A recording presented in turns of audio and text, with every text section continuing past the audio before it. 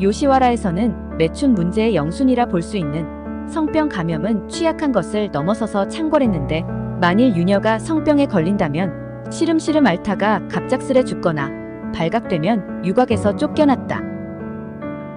쫓겨난 유녀들은 오갈 곳이 없으니 돗자리를 들고 거리에서 매춘하거나, 거리에서조차 매춘을 못하면 아예 도시 밖으로 나가 뗏목 같은 것을 띄우고 강가에서 매춘을 하는 요타카로 전락해 죽는 게 나은 최악의 삶을 살았다. 죽은 유녀는 장례도 제대로 치르지 않고 매녀라고 적은 뒤 대충 멍석에 말아 강가나 절 근처에 버리거나 매장하는 식으로 방치했다. 이렇게 죽어 길가에 버려진 유녀들은 병이나 사고로 돌연사에 죽은 유녀나 요타카도 있었으나, 요시와라의 계명을 어겨 처형당하거나 처벌 목적으로 구타당하다 죽은 유녀들도 있었다.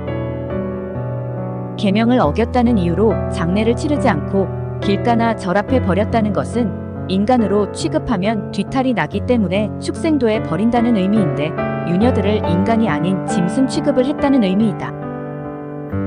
보통 요시와라에서 유녀들이 죽으면 족한지 앞에다가 내다 버렸다.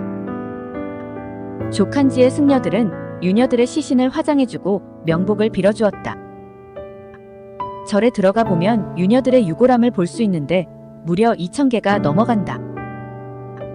보통 15살부터 정식 유녀가 되었는데, 아무리 옛날에는 의료 문제 때문에 모든 사람들의 평균 수명이 짧았다 해도 유녀만큼은 심각하게 짧은 수준이며, 성병 감염으로 인한 병사나 규율을 어겨 처형된 것만 아니라 당시 화장품의 주 재료였던 수은과 납 중독, 좁은 가게 내의 비위생적인 집단 생활로 인한 면역 저하와 스트레스, 낙태를 하겠다고 시술을 받다가 사망한 경우도 많았다.